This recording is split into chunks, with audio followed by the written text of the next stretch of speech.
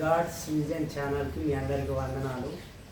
ప్రభు నామమున మరి ఎవరైతే ఈ ఛానల్ని సబ్స్క్రైబ్ చేసి మరి ఎవరైతే ఈ వీడియోని చూస్తున్నారో మీ అందరికీ వందనాలు. మరి అదేవిధంగా మరి కళ్ళు మూసుకొని ప్రార్థించుకుందాం.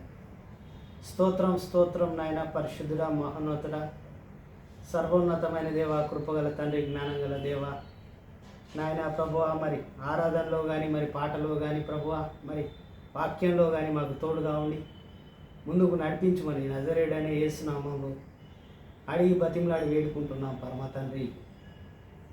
ఆమేన్, ఆమేన్, ఆమేన్.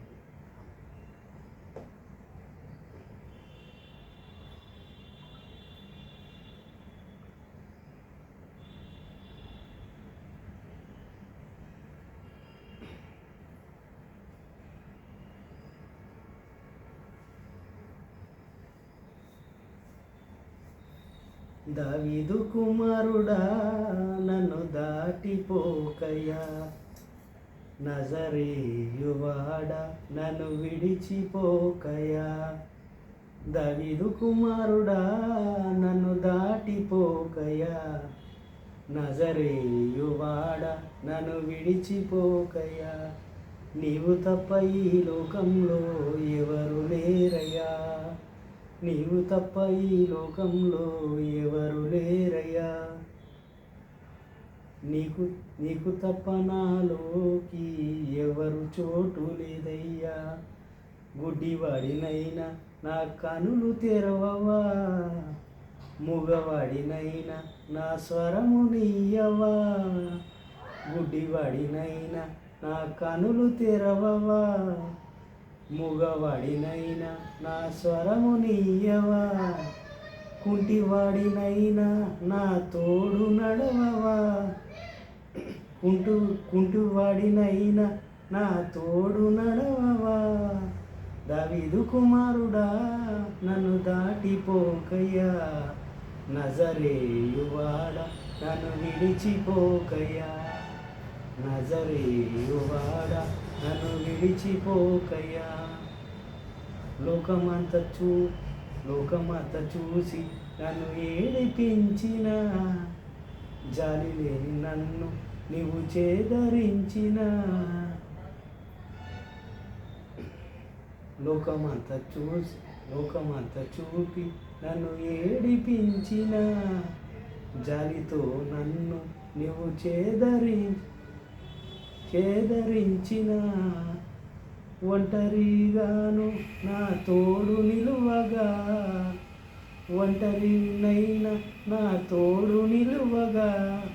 దావీదు కుమారుడా, నాకు దాటిపోకయ్యా, నజరేయువాడా, నన్ను విడిచిపోకయ్యా. నా తల్లి నన్ను మరిచిన, నా తండ్రి నన్ను విడిచిన, నా తల్లి నన్ను మరిచిన, నా తండ్రి నన్ను మరిచిన. తల్లిదండ్రులై నీవు లాలించిన, దావీదు కుమారుడా, నన్ను దాటిపోకయ్యా, నజరేయువాడా, నన్ను విడిచిపోకయ్యా. ఆమేన్.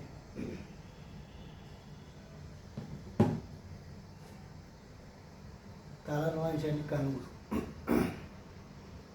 స్తోత్రం స్తోత్రం నాయన, పరిశుద్ధుడా, మహోన్నతుడా, సర్వోన్నతమైన దేవ, కృపగల తండ్రి, జ్ఞానగల దేవ, ప్రభువా నాయన, ప్రభువా, పరిశుద్ధాత్మ దేవ నాయన, ప్రభువా, మరి ఈరోజు ప్రభువా, మరి వాక్యంలో ప్రభువా మాట్లాడు తండ్రి నాయన, నడిపించు తండ్రి. మరి నీ జ్ఞానం ద్వారా మాతో మాట్లాడు. మరి ప్రభువా, పరిశుద్ధాత్మ దేవ మాతో మాట్లాడిపించు తండ్రి. మరి ప్రభువా, మరి యేసునామని అడుగుతున్నాం పరమ తండ్రి.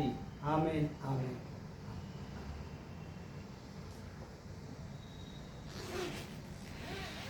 మరి ఈరోజు మరి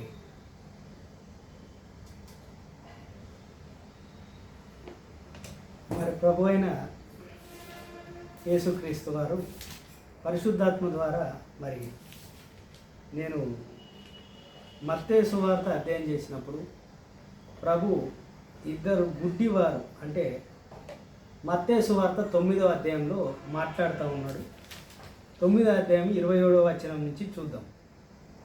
యేసు అక్కడ నుండి వెళ్ళుచుండగా ఇద్దరు గుడ్డివారు ఆయన వెంట వచ్చి దావీదు కుమారుడా మమ్మును కనుకరించని కేకలు వేసిరి. మరి ప్రభు అయిన యేసుక్రీస్తు వారు ఆ దారిన వెళ్ళినప్పుడు గుడ్డివారు మరి యేసయ్య అని అనలే. ఏమన్నారు? దావీదు కుమారుడా అని ఎందుకు అన్నారంటే ఆ ఊరిలో ఎవరైతే పెద్దవారు అంటే వాళ్ళ ఇంటికి సంబంధించిన వారు ఎవరైనా రాజులు కానీ ఎవరైనా ప్రముఖులు వాళ్ళ ఊరిలో పెద్దలు వాళ్ళ ఇంటి పెద్దలతో పాటు పేరుతో పిలిచారు గుడ్డివారు. అంటే ఆ ఊరిలో ఉన్నప్పుడు ఆ ఊరికి సంబంధించినప్పుడు ఈయన దావీదు కుమారుడు, దావీదు యొక్క మనమడు అని చెప్తా ఉన్నాడు. ఏ రకంగా అంటే మరి దావీదుకి దేవుడితో నిబంధన జరిగింది. మరి మీకు తెలుసు అది ఎలాను మత్తయి సువార్త 1వ అధ్యాయంలో చూస్తే మొత్తం వంశవాళి మొత్తం మీకు తెలిసే ఉంటుంది. ఆ ప్రకారంగా ఏమంటారంటే ఆ గుడ్డి వాళ్ళు దావీదు కుమారుడా మమ్మును కనుకరించు అని కేకలు వేశారు. కనుకరించు మమ్మల్ని చూడయ్యా, మమ్మల్ని దావీదు కుమారుడా అని వాళ్ళు బతిమలాడుతూ ఉన్నారు గుడ్డివారు. మరి ప్రభు అయిన యేసుక్రీస్తు వారిని అడుగుతూ ఉన్నారు, దావీదు కుమారుడా మా సైడ్ చూడయ్యా, మా కనుకరి తండ్రి అని వాళ్ళు వేడుకుంటూ ఉన్నారు. వాళ్ళ కళ్ళు లేవు కాబట్టి, కళ్ళు కనిపించవు కాబట్టి, కళ్ళు మరి స్వస్థత జరగాలి కాబట్టి వాళ్ళు బతిమలాడుకుంటున్నారు. ఆ రకంగా చూస్తే ఆయన ఇంటి ప్రవేశించిన తర్వాత ఆ గుడ్డివారు ఆయన యుద్ధకు వచ్చిరి. యేసు నేను ఇది చెయ్యగలనని మీరు నమ్ముచున్నారా? గుడ్డివారు పిలిచేయగానే వారి ఇంట్లోకి వెళ్ళిపోయారు. ప్రభు అయిన యేసుక్రీస్తు వారు వెళ్ళి నేను చేయగలనని మీరు నమ్ముతున్నారా? మీరు నమ్మకం ఉందా? మీలో విశ్వాసం ఉందా? నేను చేస్తానని మీకు నమ్మకం ఉందా అని చెప్తున్నా. అంటే ఇక్కడ నమ్మకం గురించి ప్రభు అయిన యేసుక్రీస్తు వారు నమ్మకం గురించి విశ్వాసం గురించి చెప్తున్నారు. అంటే ప్రభు అయిన యేసుక్రీస్తు వారు దేవుడని తెలుసు, కానీ ఆయన ఏమంటున్నాడు? నా మీద నమ్మకం ఉందా అంటే విశ్వాసం ఉందా, మరి విశ్వసించారా అని అడుగుతూ ఉన్నాడు గుడ్డివారిని అడిగినప్పుడు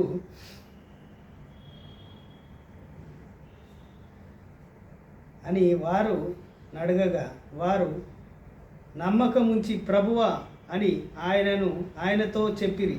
అప్పుడు ఆయన వారి కనులు ముట్టి మీరు నమ్మిన చొప్పునే మీకు కలుగునుగాక అని చెప్పెను. చెప్పినంతలోనే వారి కన్నులు తెరవబడాను. ప్రభువా మేము నమ్ముచున్నాము, మరి మీ నమ్మకం బట్టే మీరు స్వస్థపడతారు. మీ కళ్ళు మరి ప్రభు అయిన యేసుక్రీస్తు వారు ముట్టారు. ఆ గుడ్డి వారికి ముట్టిన తర్వాత కళ్ళు తెరవబడ్డాయి. ఆ నమ్మకం ప్రకారమే వాళ్ళ కళ్ళు తెరవబడి వాళ్ళకి చూపొచ్చింది. అంటే దేవుడు నమ్మకం ఉంచుకొని మనం దేవుడి మీద నమ్మకం ఉంచి మరి విశ్వాసంతో ఉంటే మరి దేవుడు ఎన్నో అద్భుత క్రియలు మరి సూచక్రియలు గుడ్డివారి జీవితంలో కూడా జరుపుతూ ఉన్నారు. అంటే దావీదు కుమారుడా మమ్మల్ని మరి చూడయ్యా, మమ్మల్ని కరకరించయ్యా అని వాళ్ళు బతిమలాడుకున్న తర్వాత మీ విశ్వాసం బట్టి మీరు స్వస్థపడతారు. అంటే దేవుడి మీద ఎవరైతే విశ్వాసం ఉంచుతారో, ప్రభువు మీద ఎవరైతే విశ్వాసం ఉంచుతారో వాళ్ళ జీవితంలో కార్యాలు మరి క్రియలు సూచక్రియలు కూడా జరుగుతాయని ఇక్కడ చూస్తే మనకు తెలుస్తుంది. కళ్ళు తెరవబడ్డాయి. మరి ఇద్దరు గుడ్డి వాళ్ళకు కూడా కళ్ళు వచ్చాయి. మరి అప్పుడు యేసు ఇది ఎవరికి తెలియకుండా చూచుకొనండి, వారికి ఖండితముగా ఆజ్ఞాపించాను. అంటే ఎవరికి తెలియదు అంటే ప్రభు అయిన యేసుక్రీస్తు వారు హెచ్చించుకోవట్లేదు. నేను చేస్తే అయిపోయిందని అట్లా అంటలేదు. ప్రభు అయిన యేసుక్రీస్తు వారు కూడా తగ్గించుకొని మనకు ఒక మాదిరిగా చెప్తా ఉన్నాడు. మీరు ఎంత ఎదిగినా తగ్గి ఉంటేనే మీరు హెచ్చింపబడతారని ప్రభు అయిన యేసుక్రీస్తు వారు ఇక్కడ మాట్లాడుతూ ఉన్నారు. అంటే ఈ విషయం ఎవరికి చెప్పకండి, మీరు స్వస్థత పడ్డది కూడా అని. కానీ మనం ఏదైనా గొప్ప విషయం చెప్తే, ఏదైనా చేస్తేనే 10 మందికి చెప్తాం. ఏదైనా కొన్నా కానీ, వస్తువు కొన్నా కానీ, మరి ఏదైనా ప్లాట్ కొన్నా కానీ, ఏదైనా మన జీవితంలో ఏదైనా అద్భుతం జరిగినా కానీ అందరికీ చెప్తాం. కానీ ప్రభు అయిన యేసుక్రీస్తు వారు ఏం చెప్తున్నారంటే మీరు చెప్పకండి అని ఖండితంగా చెప్తున్నాడు. అంటే ప్రభు అయిన యేసుక్రీస్తు వారు మనకు తగ్గింపు అనేది ఇక్కడ నేర్పుతూ ఉన్నాడు. 30వ వచనంలో మనకు నేర్పుతాము. ఆయనను వారు వెళ్ళి ఆ దేశం అంతటా ఆయన కీర్తి ప్రచారం చేసిరి. అంటే వాళ్ళు గుడ్డి వాళ్ళు వెళ్ళారు, కళ్ళు వచ్చిన తర్వాత దేశమంతా చెప్పారు, సువార్త చెప్పారు. మరి యేసు ప్రభు వారు మమ్మల్ని స్వస్థపరిచారు, మాకు కళ్ళు వచ్చాయి, మాకు చూపు వచ్చిందని అక్కడున్న యెరూషలేము మొత్తము, ఇజ్రాయేల్ మొత్తం చెప్పుకుంటూ వెళ్ళారు. మరి అక్కడంతా సువార్త అనేది ప్రకటించబడింది. మరి అప్పటికి మరి చూసుకుంటే 31వ దాంట్లో 32వ దాంట్లో యేసును ఆయన శిష్యులను వెళ్ళుచుండగా కొందరు దయ్యము పట్టి ఒక మూగవాణిని ఆయన యొద్దకు తీసుకొని వచ్చిరి. దయ్యం పట్టిందట. మరి వాళ్ళు వెలుచున్నప్పుడు యేసుక్రీస్తు వారు మరి వాళ్ళ శిష్యులు కలిసి మరి సువార్త ప్రకారంగా మరి రాజ్య సువార్తలో మరి ప్రయాణం చేసినప్పుడు ఆ దారిలో మార్గంలో గుడ్డివారిని స్వస్థపరిచిన తర్వాత అప్పుడే అక్కడ మూగవాడైన మూగ దయ్యం పట్టిన ఒక కుమారుడు, అంటే ఒక మనిషి ఉన్నాడు, మూగ దయ్యం పట్టింది. ఆ మూగ దయ్యం పట్టిన వాడిని ఏం చేశారో ఒకసారి చూద్దాం. తీసుకొని వచ్చింది. దయ్యము వెళ్ళగొట్టబడి తర్వాత ఆ మూగవాడు మాటలాడుగా జనసమూహం ఆశ్చర్యపడి ఇజ్రాయేలు ఇలాగో ఎన్నడూ కనబడలేదు అని చెప్పుకొనిరి.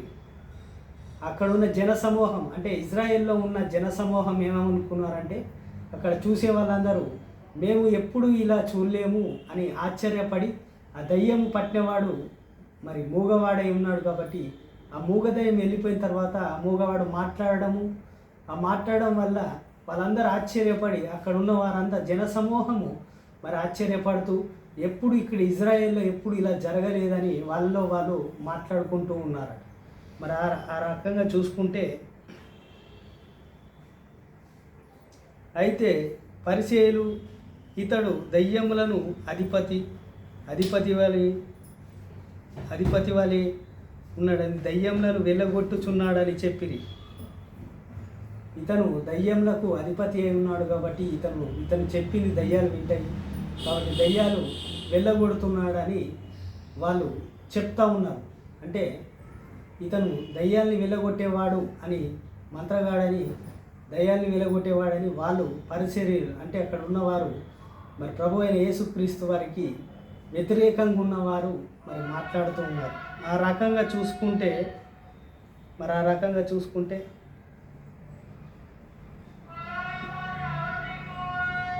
యేసు వారు సమాజ మందిరంలో బోధించుచు రాజ్య సువార్త ప్రకటించుచు ప్రతి విధమైన రోగములను ప్రతి విధమైన వ్యాధిని స్వస్థపరుస్తూ సమస్త పట్టణములయందు గ్రామములయందు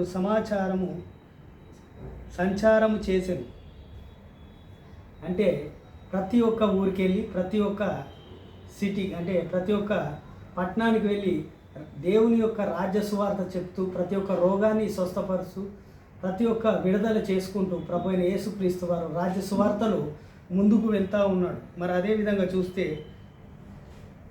ఆయన సమూహములను చూచి వారు కాపరి లేని గొర్రెల వలె చెదిరి ఉన్నందున వారి మీద కనికరపడింది. అంటే వీళ్ళకు ఒక నాయకుడు లేడు, వీళ్ళకు కాపరి లేడు, వీళ్ళకు ఒక కాపరి లేని గొర్రెల వలె ఉన్నారు వీళ్ళు. మరి వీళ్ళకు ఒక కాపరి కావాలి, వీళ్ళకు ఒక నాయకుడు కావాలి, వీళ్ళకు ఒక మరి బోధకుడు కావాలని ప్రభు అయిన యేసుక్రీస్తు వారు వాళ్ళకు చెప్తా ఉన్నాడు. అంటే వాళ్ళతో అంటా ఉన్నాడు. కోత విస్తారముగా పనివారు కొద్దిగా ఉన్నారు గనుక తన కోతకు పనివారిని పంపుమని కోత యజమానుని వేడుకొనండి అని తమ శిష్యులతో చెప్పాను. అంటే మళ్ళీ ఇది 28వ వచనంలో చూసుకుంటే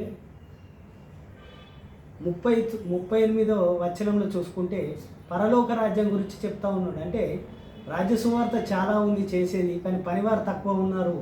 మరి పనివారు కావాలి, కోత విస్తారంగా ఉంది. అంటే భూమి మీద మరి దేవుణ్ణి తెలుసుకొని వాళ్ళు చాలామంది ఉన్నారు కాబట్టి వాళ్ళందరూ దేవుణ్ణి తెలుసుకోవాలని ప్రభు అయిన యేసుక్రీస్తు వారు మరి చెప్తా ఉన్నారు. మరి అది మనకు ఉపమాన రీతిగా చెప్తా ఉన్నాడు. ఎందుకంటే పనివారు తక్కువ ఉన్నారంటే సేవ చేసేవారు తక్కువ ఉన్నారు కాబట్టి మరి శిష్యులు తక్కువ ఉన్నారు, మరి శిష్యులు కావాలి అని ప్రభు అయిన యేసుక్రీస్తు వారు ఇక్కడ చెప్తా ఉన్నాడు. అంటే ఇక్కడ ఏంటంటే ఫస్ట్ మీరు నమ్ముచున్నారా అని అడిగాడు. నమ్ముచున్నాము ప్రభువా అని ఆయనతో అప్పుడు అంటే మీరు నమ్ముచున్నారంటే మేము నమ్ముచున్నామని గుడ్డివారు అన్నప్పుడు మేము నమ్ముచున్నాం ప్రభువా అని వాళ్ళు అడిగినప్పుడు మేము నమ్ముచున్నాం ప్రభువా అని వాళ్ళు అన్నప్పుడు వాళ్ళ కన్ను ముట్టి వాళ్ళని స్వస్థపరిచారు. అంటే నమ్మకము విశ్వాసం అనేది మనం కూడా నమ్మాలి, మనం కూడా విశ్వసించాలి. ముందే మనం నమ్మి ప్రభువుని మరి సేవించి ప్రార్థించినప్పుడు ఆ కార్యాలన్నీ సూచక్రియలుగా జరుగుతాయి. మరి గుడ్డివాని జీవితంలో ఎలా అయితే జరిగిందో మన జీవితంలో కూడా అలా జరుగుతుందని ప్రభు అయిన యేసుక్రీస్తు వారు మనకు ఈరోజు ఈ వాక్యం ద్వారా మరి మాట్లాడుతుంది. మరి మరి కళ్ళు మూసుకొని ప్రార్థించుకుందాం. స్తోత్రం నాయన, పరిశుద్ధుడా, మహోన్నతుడా, సర్వోన్నతమైన దేవ, కృపగల తండ్రి, జ్ఞానంగల దేవ నాయన ప్రభువా, మరి గుడ్డివారిని స్వస్థపరిచేవు తండ్రి, మరి కుంటివారిని స్వస్థపరిచేవు తండ్రి. ప్రభువా మీరు నమ్మకం ఉంచుకోండి, నా మీద నమ్మకం పెట్టుకోండి, నమ్మితే సమస్తము సాధ్యమే అన్నావు ప్రభువా. మరి నాయన ఎవరైతే బిడ్డలు ప్రభువా మరి గాడ్స్ విజన్ ఛానల్ని చూస్తున్నారో, సబ్స్క్రైబ్ చేసుకున్నారో వారు ప్రభువా ప్రతి ఒక్కరిని నమ్మే ప్రభువా, మరి నమ్మిన వారందరికీ మరి ప్రభువా నమ్మిన వాడికి సమస్తము సాధ్యమైన ప్రభువా. ప్రతి ఒక్కరు ప్రభువా వాళ్ళకి ఏమేమి సమస్యలు ఉన్నాయి, అప్పులు ప్రభువా, ఆర్థికంగా ప్రభువా, మరి అనారోగ్య సమస్యలు ప్రభువా, మరి ఎలాంటి సమస్యలు ఉన్న ప్రభువా నీ మీద నమ్మకం ఉంచుకుంటే ప్రతి ఒక్క కార్యము యేసు నామములో జరుగును గాక ప్రభువా. అదే విధంగా తండ్రి నాయన ప్రభువా మరి ప్రతి ఒక్క ఇబ్బందుల్ని తీసేయండి ప్రభువా. మరి ఎవరైతే ఈ ఛానల్ని చూస్తున్నారో ప్రభువా మరి వాళ్ళకు అప్పుల బాధలు తీసేయండి ప్రభువా, అనారోగ్య సమస్యలు తీసేయండి తండ్రి, ఆర్థికమైన ప్రాబ్లంలు తీసేయండి ప్రభువా.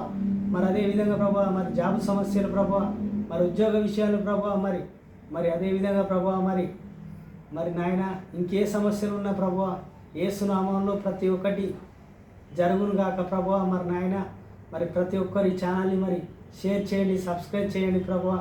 మరి యేసు నామములో అడుగుతున్నాం పరమ తండ్రి, ఆమేన్ ఆమేన్. ప్రభు నామమున మీ అందరికీ వందనాలు. ఆమేన్.